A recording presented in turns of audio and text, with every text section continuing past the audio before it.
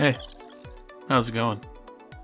You guys expecting me to do some kind of over-exaggerated intro? Maybe yell, annoy my dog, and anyone who might be near you while you blast this video on your speakers? Well, you're goddamn right to expect it. It's patch week, and that means I am f***ing amped. Woo! My name is Jack. Welcome back to SkillCapped. Today we are going over the very first agent tier list for Episode 3, Act 1. Taking into consideration the latest meta developing from the pro scene, as well as the unbridled chaos that is matchmaking, we're going to contextualize that data with the extreme amount of patch changes that just hit the game to help determine what the agent meta is going to look like. Not sure who survived getting the old nerf bat from Daddy Riot? Not sure where you should start in your Episode 3 rank journey? Then buckle in, get yourself some water, because it's hot out. And Valorant is even hotter in the streets, baby. Let's get to that freaking question of the day before I literally explode from the hype. Speaking of, today we are asking you, is a hot dog a sandwich? No, wait, sorry, that's a note left over from lunchtime, sorry about that. We are asking you, actually, how do you feel about the massive balance changes in patch 3.0? It seems Riot really wanted to come through and shake up the meta here in this update and shift how the game is played, from abilities being the major thing to swing rounds to being the support to individual gunfights that I believe was the intended purpose in Valorant's early development. It's certainly early days, but in the games I've gotten to play thus far, I've certainly felt the sting of wasting utility more than before, especially with the various abilities that would refresh between rounds like Omen smokes. But hey, that's just me. Let me know what you think so far in them comments down below. Alright, here's our blanket tier list. We start at D, which is the worst tier, filled with the worst, very bad, not good agents. Then we step ladder all the way up to the glory land of OP tier.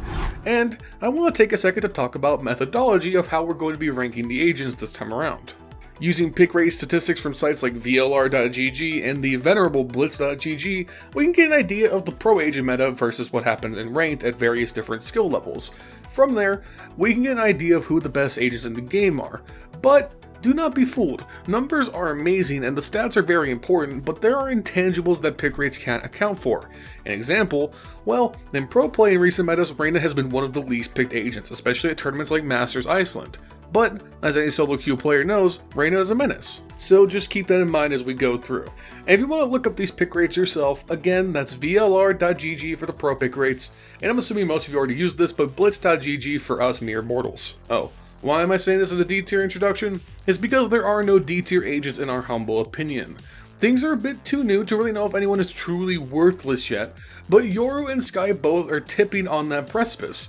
For now, no D tier, and let's get it moving to the C tier. Moving on to said C tier harbors our agents on the outside looking in on the meta, whereas lesser picked agents may hold niches as map specialists.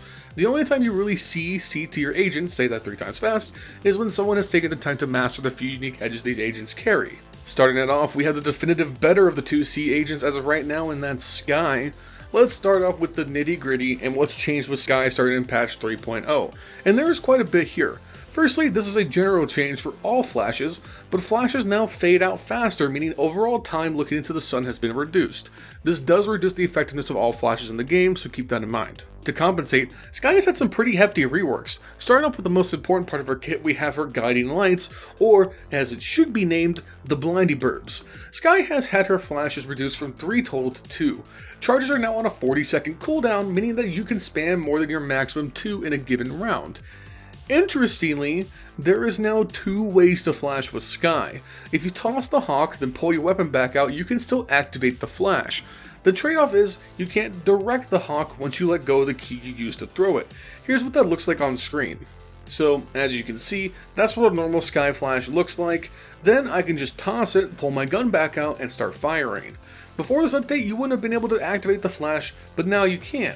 This gives Skye really 2 kinds of flashbangs. Super guided flashbangs for teammates, and essentially straight line flashes you can enter yourself in with. This change really seems to target Skye's biggest issue, which is all of her abilities required to be unable to defend herself. If you want to flash, the gun has to go down. Same with scouting and healing. These changes should help her feel much more flexible, especially in solo play. To go along with those flexibility changes, her scouting ability Trailblazer has had its visibility radius increased from 1750 to 2250 units. Its concussion duration has also gone up a second, and keep this in mind in general, both of Skye's major abilities have had their price increased to 250 credits. This 250 credits number seems to be a universal change for a lot of abilities in the game, and it's kind of like the new benchmark for where Riot wants abilities to cost. So all these changes sound good, so what keeps her down into C tier? Well, it's mainly that this new Skye is unproven, so we have to go off where she was previously.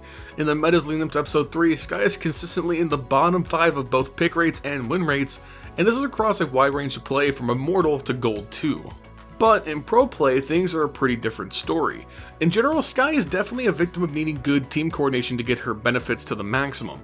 Flashes are really dope, but if Johnny the Jett main doesn't want to entry behind it, then things get kinda pointless.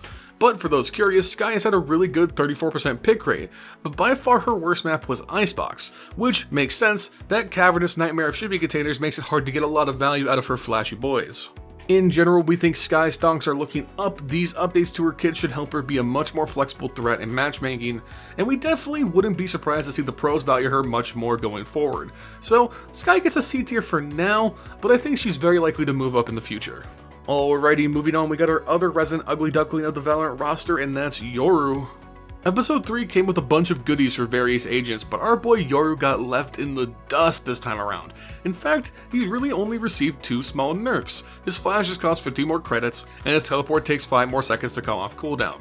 So yeah, that Footsteps rework isn't here yet, so really we've had a while to play with the first major rework for Yoru, and the meta just hasn't caught on to him at all. Now, if the meta was controlled entirely by the King Live, Sean Gares, and Shroud, then Yoru would be the best agent in the game. But that's not the world we live in, so let's talk the numbers. Unfortunately, coming into episode 3, Yoru in ranked at Immortal occupied the lowest pick rate and the lowest win rate in the game. Going to Plat 3, the only thing that changes is Breach having a 0.4% worse win rate, but Yoru is still king of the bad pick rates, and not much changes as you go down the ranking ladder. It hurts my soul because I believe in Yoru. We believe in Yoru, and I know this hurts my boy the King Live the most, but the numbers in this case just do not lie. I mean, if you were that Yoru main hoping the pro numbers would save him, I got good news and bad news. Good news is, I'm happy that you're a Yoru main. Keep it up, you champion. Bad news, he's the worst agent in pro play. I don't even know what to say here, friends. This isn't a case of the pick rate's lying or this agent being a hidden gem. Yoru just doesn't work.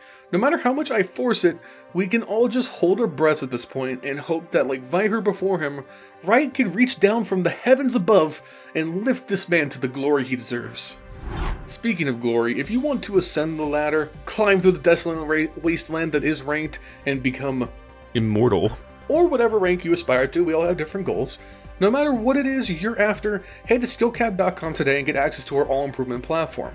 From agent guides, map guides, gun guides, learn how to improve all facets of your game and get the rank you've always wanted at the link down below today. Heading onwards and upwards, we got the B tier. B tier is very much the middle of the road. You may find map specialists here. You may just find generally okay agents here. Some of them simply are outdone by other picks in their role higher up on the list. Overall, you can definitely find success out of this tier, so don't underestimate the picks here one bit. Starting it off, we got the other biggest change agent in this patch, and that's the Ginger Grin Reaper himself, Breach. Now, Breach got a laundry list of changes, so let's start there. Riot have mercifully avoided ruining the game by bringing Breach's flashes down from 3 to 2. To go with that, the price has been increased to 250 credits, similar to other flash abilities. And while this sounds like a nerf, it's actually to your benefit. Breach's flashes now travel slower, from 2,500 units down to 2,000 units. This allows Breach to actually have more time to capitalize on his own flashes, whereas previously, the biggest bottleneck to his game was needing teammates to peek on the flashes because Breach simply couldn't get there in time. But wait, there's more. Breach's Fault Line Slam Jam ability has had some major adjustments. The full charge time has been decreased from 1.5 to 1 second, the width, or may I say girth, has been increased from 600 units to 750, and if you get caught in it, the stun duration is now a half second longer at 3.5 seconds from 3. Another change to help Breach capitalize himself on his utility, the equip time after firing is down to 0.7 seconds from 1 second, and like other abilities, lastly, the cooldown was increased to 40 seconds from 35. And we're still not done. Breach's Aftershock, the giant grenade through a wall thing, has also been changed significantly. Instead of being a singular explosion dealing massive damage, the Aftershock now explodes 3 times every 0.6 seconds for 60 damage each. To go with this, the explosion radius is up to 300 units from 260, the unequipped time after firing is down to 0.9 seconds from 1.1, and the price is up to 200 credits from 100. And finally, lastly, but certainly not least, arguably one of the best ultimates just got even better. I mean, this is straight up a you versus the guy she tells you not to worry about situation. The width, the expanse, the entirety of Breach's ultimate explosions is now the maximum radius of 2300 units. Previously, that 2300 units would have been on the very last blast. So what does all of that mean? Well, I'm gonna be real here. This changes pretty much everything for Breach on choke heavy maps. You got Bind, Icebox, and Split. Breach's abilities can legitimately shut down entire lanes, and in case of his ultimate, whole ass bomb sites. I can't project where Breach is going to end up because based on what we know in ranked, these support agents that really need help from your teammates to get full effectiveness aren't very popular. But with all of these changes, I can see Breach being self-sufficient on his own, and I shudder to think about the pros having to deal with that new ultimate. Based on pick rates in previous metas, Breach should fall to C, but there's a legit shot that Breach might become an even more annoying niche pick in the meta, so look out. Moving on, we got Resident B mainstay Old Man Yells at Clouds himself, Brimstone. You guys want to know how middle of the road balanced Brim is? He got one change in this massive meta shifting patch. Papa Molly, I'm sweating, cause now it costs 250 credits instead of 200. But really, that best describes Brim's current state in the meta. He really doesn't need any changes. He may not be as good as other controllers, but on certain maps and for certain players, he's just fine as a smoke alternative. Want proof? Look no further than the pro scene in the Bind metagame. Yeah, you're seeing that correctly. In the biggest tournament in Valorant history, the first LAN, teams were taking Brimstone on Bind 58% of the time, meaning that the odds were high for you to see at least one Brimstone in every Bind game in this tournament. So, why is he so good on Bind? Well, Bind is a map of super fast executes and very dense choke points. It's super advantageous to throw out multiple smokes at once to burst onto a site and defend against a push. To go with that, the Molotov is helpful for all those pesky corners on Bind, and then to cap it off, the Hailfire is a viable as hell ultimate on Bind because the map is so damn small. And we see a similar trend in Ranked. While the pick rates go way down, even at Immortal, Brimstone keeps the 3rd highest overall win rate on Bind. At the end of the day, Brimstone really is in a fine place. It's something I would go into more detail, but I'll keep my tangents to a minimum because we got so much to go over. But not all agents have to be crazy powerful or viable in all situations. In fact, I think Valorant needs to avoid that. I only need to whisper the dreaded word, GOATs. For all the Overwatch players to have PTSD flashbacks. If we can avoid that in Valorant, then we are cool, we are big chillin'. Rounding out the B tier, we have another agent that really holds a similar place in the game to Brimstone, and that's Phoenix. Phoenix continues to fall down the viability ladder, and it's really not due to any direct nerfs. In fact, in the episode 3 patch, all that changes for Phoenix is the seemingly universal change to all flash utility. The credit increased to 250 from 200. This is one of those cases where I think the numbers really don't lie. In Pro Play, Phoenix really only has 2 viable maps, Haven and Ascent. And I mean, it's tough to look at those 0% pick rates on Bind and Split, especially Bind, because in earlier metas, Phoenix used to be so good on Bind, but the game has just seemingly moved on. I think a lot of it has to do with the amount of smokes we saw spammed at Masters Iceland specifically. These made flashes so hard to use because there was so much cover to avoid being blinded.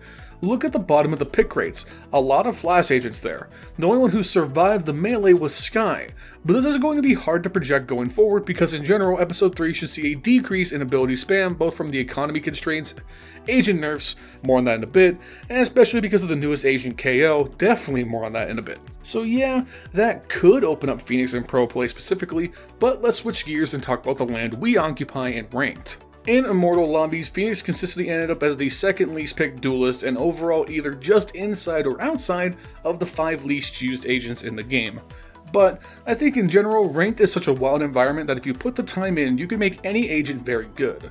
Most people can't seem to comprehend dodging flashes, so if you get good at entering, you'll get great value out of Phoenix in your matches. Overall, Phoenix is a duelist parallel to Brimstone, good in his own right, but other more specialized duelists end up taking the spotlight over him. We don't think Phoenix needs any help or any buffs. He's great on Haven and Ascent, and maybe a map specialist is just where he ends up in the long run. It's really hard to say. Here we are at the A tier. A tier agents are very, very good, but just falling short of the mandatory status awarded to the S tier and above agents. All of this to say, A agents are alright. Listen, I'm tired, I can only be witty for so long before my brain begins to melt. Starting things off strong, we get the newest addition to the Valorant roster, the only thing with less of a soul than Breach, am I even allowed to make that joke? It's KO. Bro, I'm not gonna lie, I ain't gonna hold you. No cap, always factual, that's how I live. I won't ever yank your chain, so peep what I'm putting down, mow what I'm growing, and hear me out on this. KO is freaking built different. I was not prepared for how good KO is. The knife is quite possibly the freest scouting utility in the game. Not only is the radius about 4 splits wide, it tells you on your HUD exactly what agents you just disabled. That much info and not letting them use abilities for 8 seconds is wild. And not only that, hot take, KO has the best flashes in the game, because you can fully capitalize on your own flashes like Phoenix, while being able to throw it into the freaking ether with the left click, and do straight out of Counter-Strike, and your boy feels so at home. It's magical. Pop flashes with the right click. And then, to really put the cherry on top, KO's ultimate is basically half Reyna, and can be resurrected if you have a teammate nearby, and while it's active, your abilities. Oh! Listen, the episode is too new. Do we have data to back up how good KO is? No. Does that change your opinion of the robot thus far? Also no. Moving on, we're talking about Astra, and boy, did Astra end up on the bad end of this patch. Prior to episode 3, Astra was starting to become S tier and even the best controller in the game, but that ship has sailed, so let's talk about it. First up, the nerfs. Her Nova Pulse and Gravity Well abilities have had their cooldowns cranked from 12 seconds to 25 seconds, meaning if you bait these out, they are out of commission for very much longer. Now, for the real Spain without the S, Astra's stars are now no longer active at the start of the round if placed during the buy phase, meaning that laying out the chessboard on defense or setting up a take on offense now comes with the cost of the stars needing 1.4 seconds before being active. As compensation, you can now see the spike on attack while in Astra's astral form. It does not, however, show the progress of the spike, it's just a static animation. But that's the end of the upsides. If you recall a star, the cooldown is now doubled to 15 seconds, making Astra fakes or rotates far more punishing. You now only get 1 star for free each round instead of 2, but as a kickback, her stars cost 50 credits less at 150 from 200. So all of this was to get ahead of a pro meta shift that we saw in Masters Iceland. Look at this.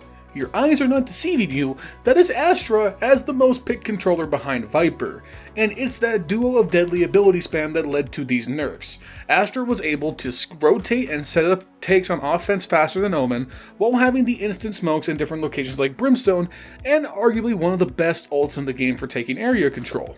Astra was going berserk, straight nuts, straight gonzo in the pro meta, and while she's basically never played in ranked, literally never at lower ranks, Astra was a menace to the highest end of play, and before the Viper Astra chokehold teams took root in ranked, Riot got ahead of it and cut Astra back down to earth. Now, I think all of this returns Astra to her pre-Masters place in the game.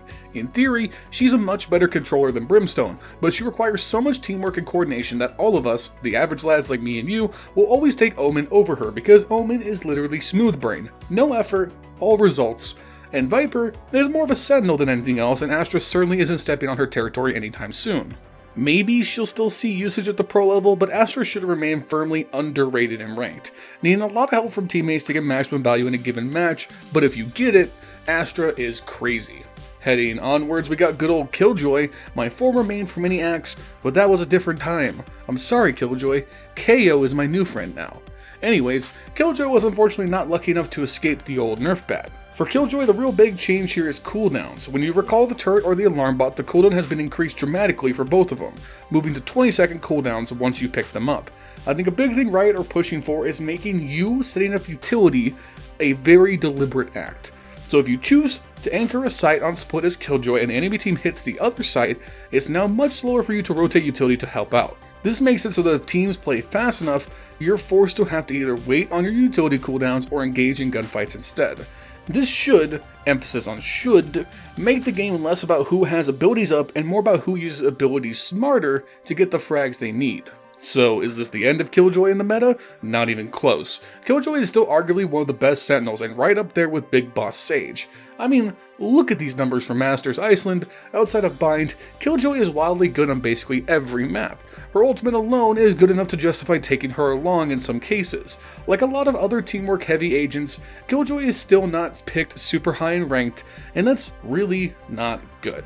Listen, at the very least, next to Sova, Killjoy might be the second must-pick on Ascent. I've talked about this in the past, but her ultimate is crazy good on both sides, and her turret and alarm bots can stifle pushes on the choke-heavy lanes.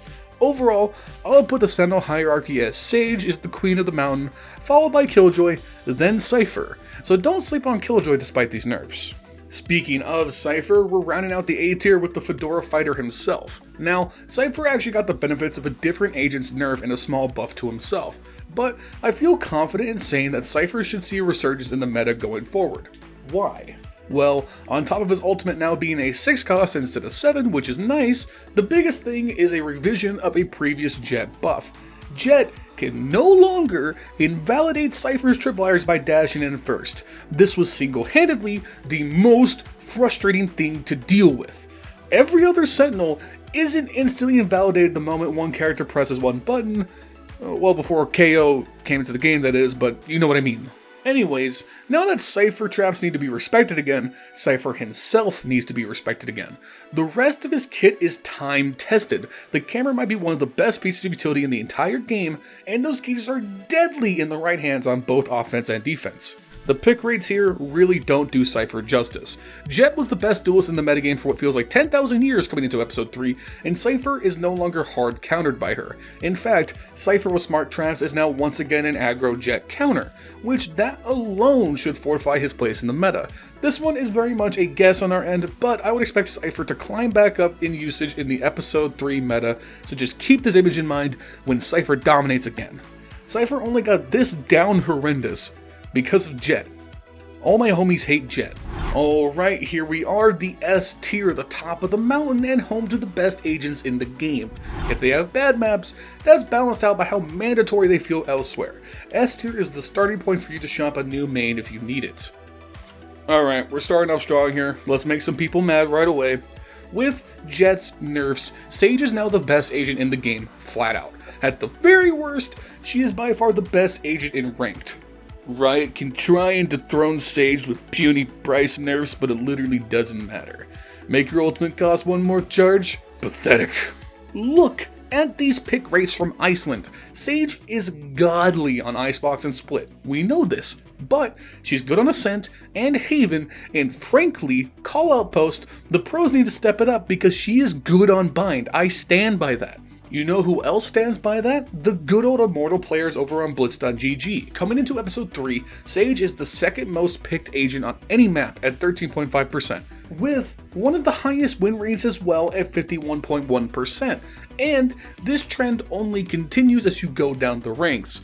Eventually, Sage becomes the most picked agent, period, past Gold 2. Sage is the #1 agent in ranked coming into episode 3, and frankly, that will not change. She's been hardly changed, and her value is irreplaceable. In short, play Sage. If your games do not have a Sage on your team, you are objectively bringing an inferior team composition. Keeping it moving with other very, very good agents you should learn how to play, it's Viper. Viper ended up with a small nerf coming into episode 3. Riot have reduced her power at denying post plants. Her snakebite has had its duration dropped from 8 seconds to 6.5, but as compensation, the acid pool forms faster so that enemies at the center take much more damage before getting out. But, like other utility to cap it off, its cost has been increased from 100 credits to 200. Now, it's no secret just how good Viper has gone recently, and unlike other meta mainstays coming into episode 3, we don't see Viper slowing down very much. Yes, the nerfs should make post plants on offense less effective, but this doesn't change really anything about the Sentinel-like defensive setups, which are basically unchanged. Jumping over to the handy Masters Iceland statistics, you can see the name of the game for Viper is dominating Bind, Icebox, and Split. Let's be real, the Viper setups on Icebox and Split are so good that her viability doesn't change whatsoever for those maps. Like, Icebox is bad enough, we can't imagine playing it without a homie on Toxic duty. Overall, it's likely that the pro viability for Viper will not change in episode 3, but what about her ranked status? Well, Viper has always been niche on the ladder. She's a specialist agent. You need to practice setups and lineups for any map you would want to play her on, which adds a barrier to entry to playing her at a high level. Compare that to controllers like Omen, and it's easy to see why more people pick Omen. But do people win more on Omen? Not necessarily. The story of Viper coming into episode 3 is below average pick rate, above average win rate. And this is a maintained trend until you get towards the lower ranks, which makes sense. Smurfs not accounted for, the lower the rank, the lower the average game knowledge, and a relatively advanced agent like Viper drops off. Now, the question has been asked many times since her meteoric rise. Is Viper too strong? And yeah, she's really strong when piloted by a competent player, but I think Riot have walked the tightrope well here. Not only could you focus on abusing other areas of the map that Viper isn't holding on defense, she's certainly overall worse on offense. We don't have those kinds of advanced statistics, but I'm willing to bet that Viper is an agent that has a win rate tilted towards defensive rounds. I think a big thing that will help alleviate the Viper matchup is KO. KO will absolutely make Viper mains mauled. Her smokes require activation, so if she catches a suppression, that'll be a clear window to go for the W. We'll just have to wait and see on this one. Moving on, we have the agent who can't be out of the meta too long at all, and that's Omen. You thought you could replace this edgelord as the best or easiest controller? You fool. Omen is back, and he just chokeslammed Astra straight out of the S tier so that people know whose turf this really is. Omen got off relatively light in terms of episode 3 nerfs. His paranoia actually got cheaper by 100 credits down to 300 from 400, his smokes not so much. Omen no longer gets his smokes for free each round, he's only granted 1 each round. So if you get popped, you will have to buy a smoke, which now costs 100 credits. Which is basically nothing, let's be real. As a final note, like other abilities, the cooldown on Omen's smokes is increased to 40 seconds from 35, and his Shrouded Step now costs 150 credits from 100. So why are we saying Omen is back? If you play ranked, he's certainly never left. Looking over to blitz.gg, you can see here Omen holding down a solid top 4 pick rate in Immortal, and newsflash, that basically doesn't change at lower ranks.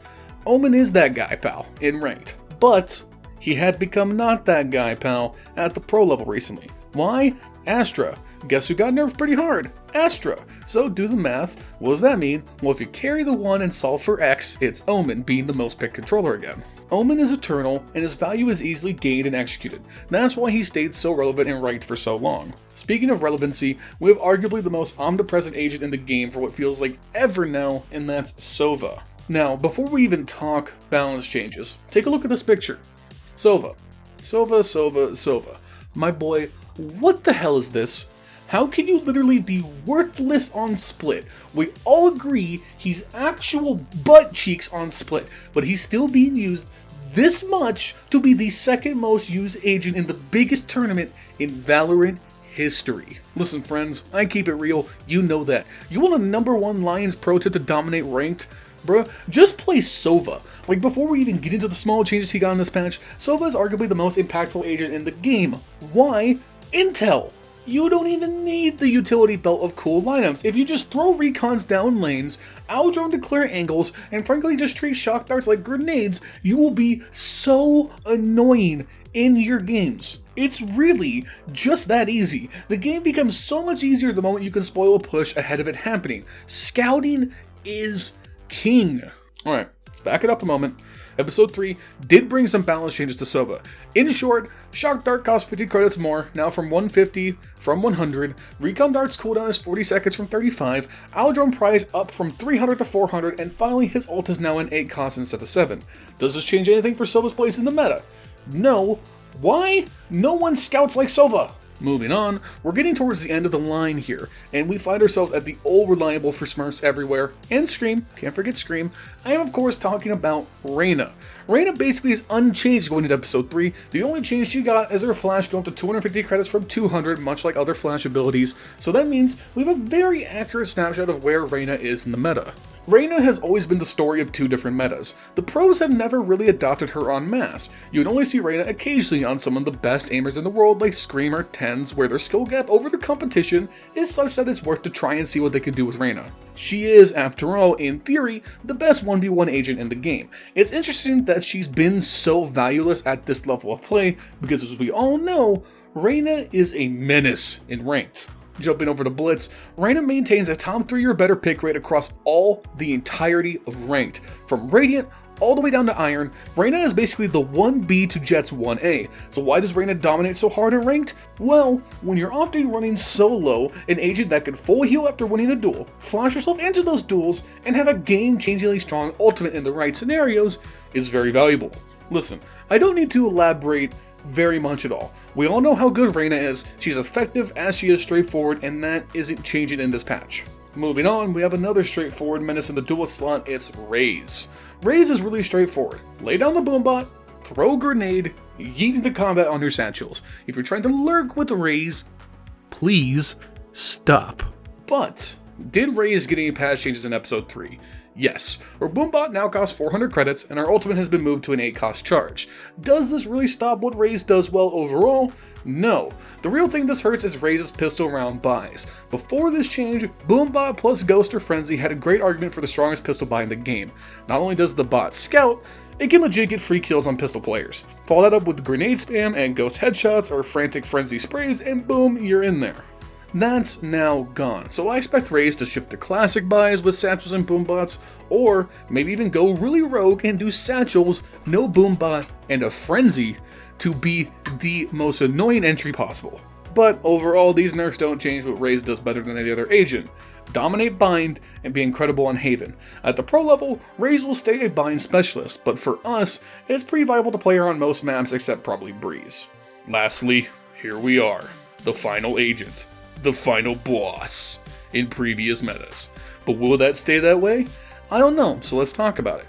Jett is and has been at worst the best duelist and for a long time overall the best agent in Valorant. Her unique combo of economy management, crazy powerful ultimate, and ridiculous movement and operator abuse all contributed to that status. So does that change in episode 3? Let's talk about the nerfs. First off, updraft is now 150 credits from 100. Arguably the biggest change in the Valorant meta in a long time, Jett can no longer instantly ruin Cypher setups with her dash. Her smokes now also cost 200 credits instead of 100, and her ultimate is finally no longer the cheapest ultimate in the game and is now a reasonable 7 cost. Now, we've done a lot of number crunching here, and we've tried to flex pick rates throughout this video. But we don't need to. Jett is the most played agent in the pros and the most played agent in ranked, behind or overtaking Sage depending on the rank. We all knew that, but prior to episode 3, basically nothing stopped Jett except shooting her in the head. Try to stop the push with slow burst from Sage, dash on through. Molotovs, dash. Viper utility, double dash out. You get the point. And to the point that Jett personally put him out of the meta, Jett ruined any Cypher setup on defense. Now, the script has been flipped. Cypher once again hard counters Jetts that don't find his utility first.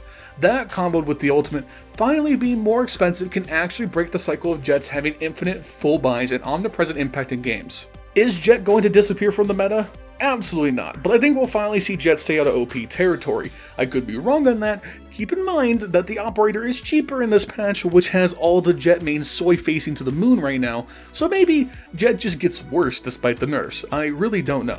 And yeah, speaking of, there's no OP tier to start off episode 3. The meta's been shaken up so much that it's far too early to tell if someone stands out as an overpowered agent. Them's the breaks. Let's just scoot to the outro. I am actually losing my marbles at this rate. And here is our final tier list for today. Episode 3 really shook things up and there's a lot to take in. The tier lists are going to be crazy as we settle into the new era of Valorant, so feel free to disagree with me in the comments down below. Show me your tier lists, I'd love to see them. And while you are down there, make sure to like the video and subscribe as well for more premium content just like this, with one goal in mind: helping you become a better player. We here at SkillCapped would like to thank you for watching, and we will see you in the next one. Peace.